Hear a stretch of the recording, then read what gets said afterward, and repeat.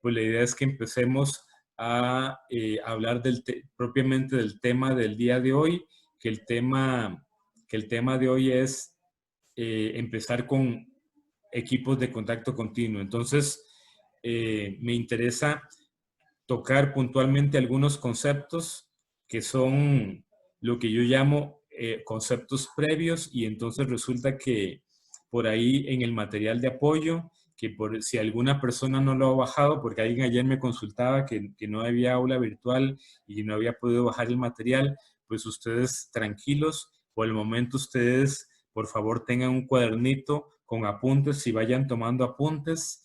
Las cosas que yo digo que son importantes las van apuntando. Si hacemos algún problema, pues ustedes van haciendo el problema conmigo, etcétera. Es muy importante tomar apuntes durante la clase, y ustedes pues más tardito se meten al aula virtual y van descargando el material. Por el momento yo les voy a enseñar, en el aula virtual hay una carpeta que dice material de apoyo del tema 1, pues ahí hay varias presentaciones muy interesantes, y yo en este momento pues les voy a compartir por pantalla una presentación que se llama Apuntes Pre-Tema 1, que son conceptos como lo que les decía, el coeficiente global de transferencia de masa, la recta de operación, la recta de equilibrio, que nos acordemos de esos temas antes de hablar de torres empacadas. Entonces, estos son unos apuntes, entonces yo le voy a quedar 5 minutos a esta presentación porque son temas que ustedes vieron, por ejemplo, en el curso de fenómenos de transferencia. Fíjense que todo lo que se vio en el curso de fenómenos de transferencia, pues es aplicable a este curso. Entonces, en ese curso, por ejemplo, se hablaba de los modelos para los coeficientes de transferencia de masa, y de aquí el que nos va a interesar en este momento es el que se llama el modelo de la película, porque el modelo de la película es un modelo que se basa en el modelo de la doble resistencia o de la doble película. Y entonces lo que nos dice es que en la película lo que es y entonces acciones de pues en que lo estamos viendo, representa, digamos, un lago, representa un río, eh, representa un derrame en el piso, por ejemplo, y entonces tenemos un líquido y tenemos el aire, y entonces pues aquí estamos viendo la película, hay un espesor de la película, y entonces fuera de la película está el aire en movimiento y hay turbulencia, hay convección, pero dentro de la película se supone que el aire está estático, y lo que tendríamos es una difusión de, en este caso, por ejemplo, de un líquido que no necesariamente sería agua, podría ser acetona, podría ser gasolina, en un gas estático. Cuando tenemos un derrame de un líquido en un gas estático, pues eso se llama un caso de difusión unimolecular, y también conocido como flujo de Stefan. Y cuando hacemos un balance de masa y aplicamos pues algunos de los conceptos básicos de transferencia de masa, pues resulta que obtenemos una ecuación que es la ecuación que aparece, que vemos aquí. Y entonces la idea es que eso se iguala con la definición del flux. Digamos que este es el flux molar porque está en mayúscula. Entonces el flux molar, acordémonos que más allá de la película hay un proceso de convección. Entonces en principio se podría aplicar también la ecuación de convección de masa. Entonces según esto, pues podríamos igualar las dos fórmulas, y eso nos daría una relación o una expresión que me define el coeficiente de transferencia de masa en función de una serie de parámetros relacionados por decirlo así, con un proceso de difusión. Entonces, ¿qué tiene esto de importante? Que vean que si yo digamos, el caso de difusión unimolecular, pues aplica no solamente al caso de un derrame de agua en el piso o un derrame de gasolina en una estación de servicio, sino que también aplica a procesos como, por ejemplo, la absorción de gases. Aplica a, digamos, a un proceso de sublimación, digamos, aplica a un proceso de gasificación, etcétera. En cambio, si nos pasamos a destilación, en destilación hay movimiento de todos los especies químicas en ambas direcciones, de líquido a gas y de gas a líquido. Y eso se llama un caso de contradifusión equimolar. Y en ese caso, pues la ecuación cambia. Entonces vean que pues, el análisis es un poquito diferente. De hecho, es mucho más simple la ecuación, porque tal vez alguna persona, para que no sea el profesor solamente hablando, alguna persona que me diga cuál es la diferencia entre la ecuación que tenemos aquí, lo que estoy señalando del Na, y la otra ecuación que estamos viendo aquí, nada más acordándonos, digamos que si yo agarro la P y la divido entre RT, pues lo que voy a tener es una concentración.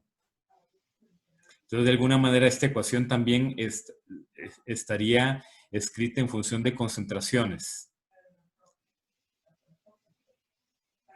¿Cuál sería como lo que más les llama la atención? O incluso vámonos abajo, la definición del Kc, aquí abajo, con difusión unimolecular, y la definición que aquí dice K0, para el caso de contradifusión equimolar. ¿Cuál sería la diferencia? Por el momento ignoremos la P que está aquí arriba, porque esa P pues tiene que ver más bien con que esta es una, ¿cómo lo podríamos decir? Posiblemente sea lo que yo llamaría una KP, pero digamos, tratando de aterrizar, ¿cuál es la principal diferencia que ustedes ven? Algo que les llame la atención. Profe, bueno, debe ser Rho BLM, Ok, si no me equivoco. entonces por aquí aparece de hecho es una presión, dice presión del componente B, presión parcial del componente B. El LM significa logarítmico medio. De hecho, si ustedes ven el dedito que estoy dando vueltas, estoy señalando donde dice presión sub B, presión parcial del componente B, o sea, en este caso sería el aire. Fíjense que estamos suponiendo una mezcla binaria, nada más el líquido A que se está desplazando en el aire, el componente B. Entonces, esto es presión parcial del componente B, logarítmico medio. Entonces, esto es por decirlo así, una diferencia entre este coeficiente de masa, caso de difusión unimolecular, y este otro coeficiente contra difusión equimolar. Entonces, eso ustedes deben tomar nota, que el coeficiente de transferencia de masa, dependiendo de si es, por ejemplo, destilación, que sería este caso de contradifusión equimolar, o si es absorción de gases, que sería este otro caso de difusión unimolecular, pues los coeficientes de masa podría ser que tenga que hacerle una corrección. O sea, el K0, si yo lo divido entre esta presión logarítmica media del componente B, pues voy a tener el coeficiente K sub C, y entonces aplicaría lo mismo viceversa si yo tengo K sub C y quiero pasarme a K sub 0. Entonces, ¿por qué es importante esto? Porque si ustedes tienen una correlación de transferencia de masa, que eso es lo que tenemos en este momento aquí, pregunto si ustedes estamos viendo una tabla que dice tabla 1413. Bueno, esto está tomado de un libro de transferencia de calor. Resulta que, digamos, si yo tengo correlaciones de transferencia de calor, hay un concepto que se llama la analogía calor-masa. Otra forma de llamarlo es la analogía Chilton-Colburn, que la vamos a usar mucho en este curso, la analogía Chilton-Colburn, y según esa analogía, pues cualquier correlación de transferencia de calor, haciéndole unas sustituciones de números adimensionales, pues yo la convierto en una correlación de transferencia de masa, que eso pues me va a responder a una pregunta que normalmente hacemos en este curso como estudiantes y a veces incluso como profesionales nos vamos a hacer, que es ¿cómo hago para conseguir o calcular el coeficiente de transferencia de masa para una aplicación en particular, para una operación unitaria? Pues típicamente va a ser por medio de esto, por medio de las correlaciones. Pero entonces viene la gran pregunta. ¿El coeficiente que estamos calculando es K sub C, o sea, para flujo de Stefan unimolecular, o es K sub 0? Bueno, de hecho es K sobre 0, es un superíndice. K super 0 de contradifusión equimolar. Vean qué importante es esa pregunta. O sea, yo tendría que irme, por ejemplo, si agarro una de estas correlaciones, esta primera, por ejemplo, tendría que buscar, por ejemplo, el artículo donde aparece esta correlación o la correlación que yo voy a utilizar y necesito ver qué fue el experimento que hicieron los investigadores, si fue un experimento de absorción, si fue un experimento de columna de pared húmeda, que ese también es de difusión unimolecular, si fue un experimento de destilación, etcétera. ¿Cuál fue el experimento que ellos hicieron para poder saber exactamente pues, cuál coeficiente es el que estamos calculando con esa correlación? De hecho, la mayoría de las correlaciones, les cuento, son hechas en columna de pared húmeda o en incluso procesos de absorción. Entonces, muy posiblemente, pues la mayoría de estas correlaciones podríamos suponer que corresponden al caso C, digamos, corresponderían a este que tenemos acá. Y si lo quisiéramos usar en destilación, pues habría que hacerle una corrección para podernos pasar a este otro coeficiente. ¿Me entienden este concepto de que hay dos coeficientes de transferencia de masa, por decirlo así? Sí. Ok, y que entonces yo tengo que saber muy bien pues cuál proceso es el que estoy aplicando, si es en ambos sentidos, contra difusión equimolar, o si es en un solo sentido. Eso es importante. Pues las correlaciones ahí las estamos viendo. La teoría de la doble película, creo que de eso hablamos en la clase pasada, la última clase que tuvimos.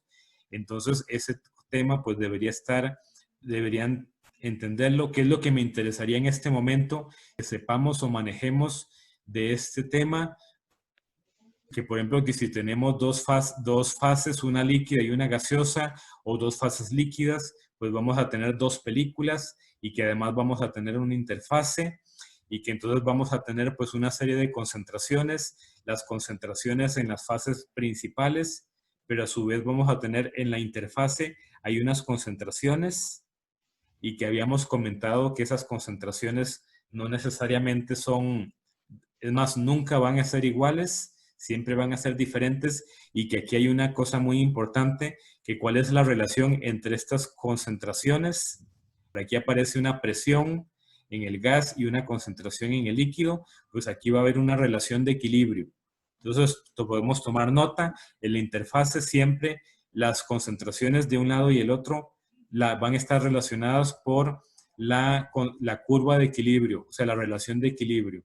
Esta curva que vemos acá, pues es la relación de equilibrio y aquí vemos pues los diferentes, digamos, las diferentes concentraciones. Vamos a hacer, por ejemplo, aquí tenemos los datos de la fase gas en el eje vertical y aquí tenemos los datos de la fase líquida en el eje horizontal. Entonces vamos a ubicarnos este gráfico. Bueno, de hecho este gráfico es de desorción. Digamos que este sería el gráfico de absorción. Entonces vamos, por ejemplo, de este lado, del lado del líquido, tenemos una concentración de líquido y en el gráfico XY, esa concentración de líquido va a estar aquí. Fíjense, aquí la tenemos, aquí abajito. En la absorción de gases, el líquido es el que tiene la menor concentración, digamos, y en el caso del gas es donde vamos a tener la mayor concentración. Entonces, fíjense que la presión parcial del gas la tenemos aquí arriba.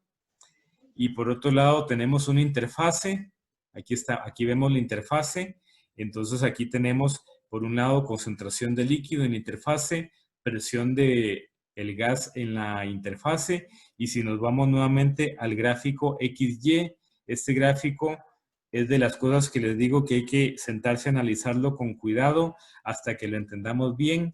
Fíjense que la concentración de la interfase la tenemos aquí en medio y la presión de la interfase la tenemos aquí en medio y vemos que la intersección es un punto de la curva de equilibrio.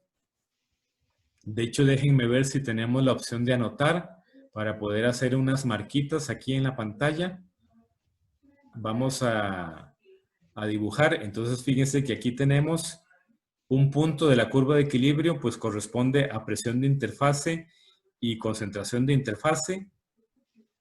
Y entonces, después de eso, aparecen una concentración con asterisco y aparece una presión con asterisco. Alguno de ustedes, pero alguno de ustedes que se acuerde o ya haya repasado este tema, visto esta presentación, pues qué significaba esos variables con asterisco. De hecho, aquí en la pantalla algo se dice de esas dos variables, la P asterisco y la C asterisco. La P es una presión de gas y la C es una concentración de líquido. Es que es importante que entendamos pues qué son esas dos concentraciones con asterisco para poder pasar a lo que me interesa, que está en la siguiente diapositiva. Bueno, para que sepamos qué son esas concentraciones con asterisco, pues son unas concentraciones que tienen que ver con los coeficientes globales. Vamos a pasar a la siguiente diapositiva. Entonces, lo que me interesa de aquí es que pensemos de cuántas maneras yo puedo escribir el flux Na mayúscula, que vemos aquí esta flecha, Na mayúscula, de cuántas maneras puedo escribir yo ese flux. Incluso yo creo que yo les había hecho esa pregunta y habíamos dicho que había como 10 maneras diferentes de escribir este flux. ¿No sería incluso raro que algo hubiéramos hablado de esto? Aquí tenemos en la pantalla algunas formas en las que se puede escribir el flux Na. Vemos que con coeficientes locales, estos coeficientes en minúscula se llaman coeficientes locales. Y podemos, en el caso del gas, podemos escribirlo en función de la presión, en función de la concentración y en función de la fracción molar. En el caso del líquido podemos usar concentración y fracción molar. Pero fíjense que yo también puedo usar coeficientes globales. ¿Qué significa el coeficiente global? Que son estas K mayúscula, KL y K sub G. Entonces, ¿qué puede significar, volvemos al gráfico, este coeficiente global? ¿Qué variables estaría yo tratando de usar para calcular el Na? Por ejemplo, si yo uso coeficiente global de líquido, coeficiente local de líquido, pues significa que yo nada más estoy usando las propiedades del líquido para calcular el Na. Si yo uso coeficiente local de gas, significa que yo solamente estoy usando las propiedades de gas para calcular el Na. ¿Qué concepto hay detrás del coeficiente global? ¿Qué estaríamos tratando de hacer?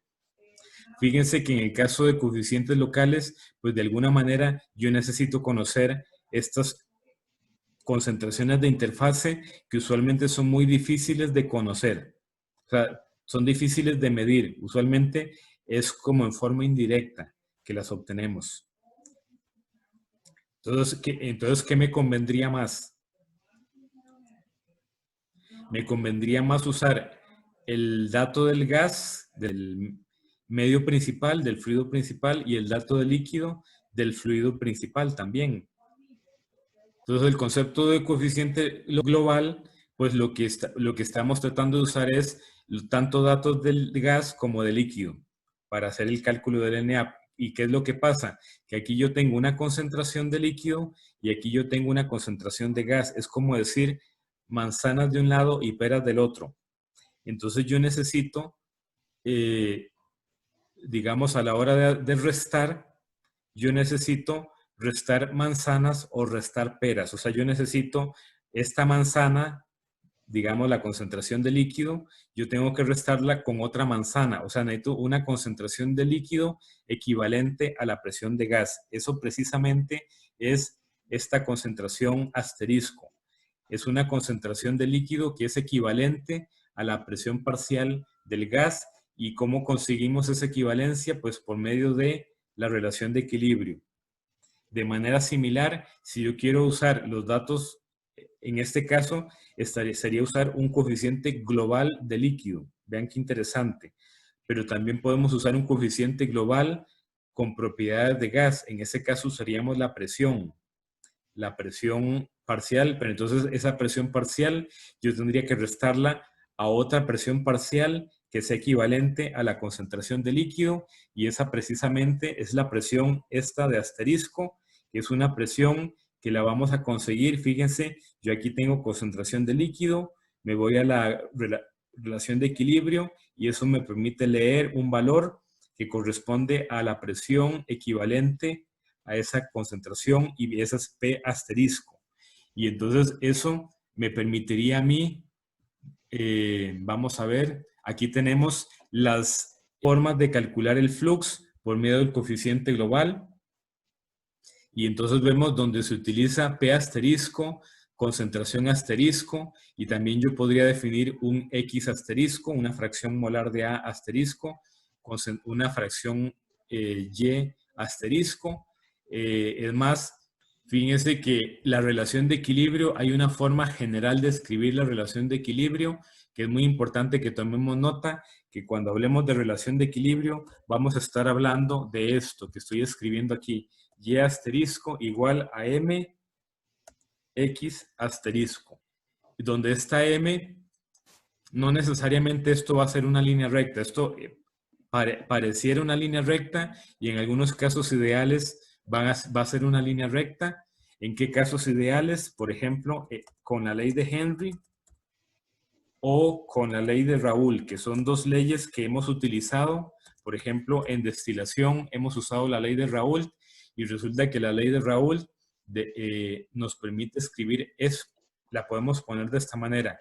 Y igual mx. Otra forma, como ustedes pueden haber visto, esta relación es y igual k por x. Nada más que ahora los asteriscos pues nos indican que esas son fracciones en equilibrio.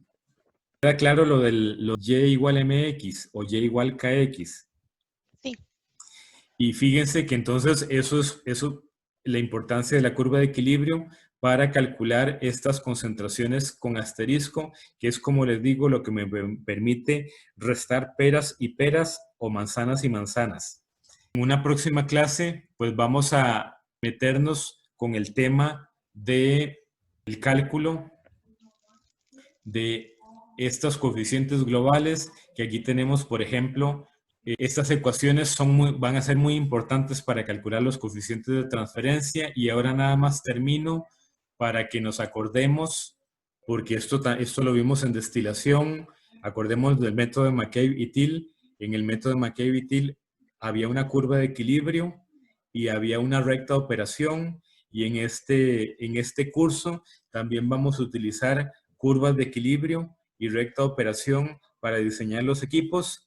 Pero en el caso de McCabe y Thiele o en el caso del curso pasado, lo que hacíamos era hacíamos unas graditas y contábamos las gradas de la escalera y eso nos daba el número de etapas. Pues en este curso vamos a hacer un uso diferente de este gráfico. Vamos a usar otro método diferente para diseñar las torres empacadas y ese método lo vamos a utilizar también para diseñar, digamos, torres de enfriamiento y para diseñar otros equipos. Es más, muchísimos equipos se pueden diseñar. Una vez que ustedes sepan diseñar equipos de contacto de continuo, pueden diseñar torres de lavado de gases, pueden diseñar columnas de burbujeo, pueden diseñar pues una serie de equipos. Por eso este tema, pues está, aparte de muy interesante, es sumamente importante. Entonces, pues vamos a dar por concluida la clase.